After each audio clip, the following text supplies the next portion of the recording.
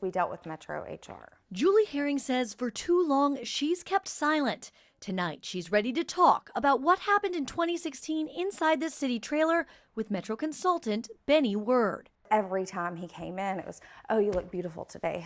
Has anybody told you how beautiful you are?"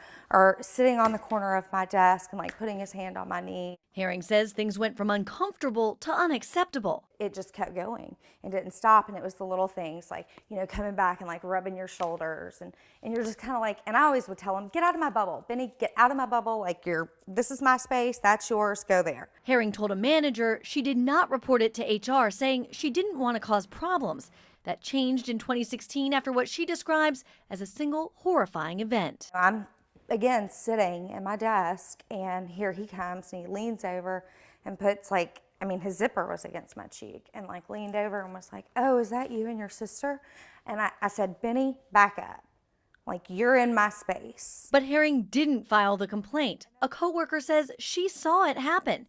And according to Metro's investigative file, that employee completely corroborated Miss Herring's version of events. Ultimately, Metro HR found there was insufficient evidence to conclude that Mr. Word engaged in sexually harassing behavior. Instead, they say he crossed a line.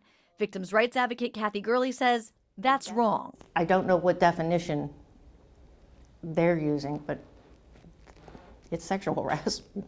Herring was told to review the procedures of filing a complaint. We can't keep blaming the victim. This is why victims do not want to come forward. And Word had to take sexual harassment training, something he had never had to do until he got busted. And there's the loophole. Every Metro employee must take sexual harassment training, but not the city's thousands of consultants who do work for the city.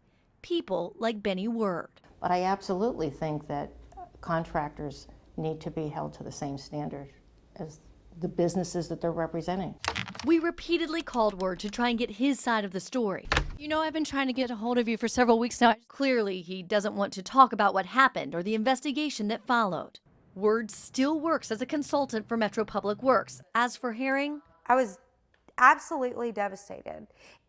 And it's just a prime example of why other women don't come forward to report this stuff. After being denied a promotion, she resigned. She now wishes she had gone to police with her sexual harassment complaint. She now feels her only recourse is talking to News 4. Because I want to get it out there. I want to get the word out there. I mean, I'm not the only one this is happening to. I'm not. And other people, I wish that they come out and say something too. I mean, it's wrong. And it can't keep happening. It can't.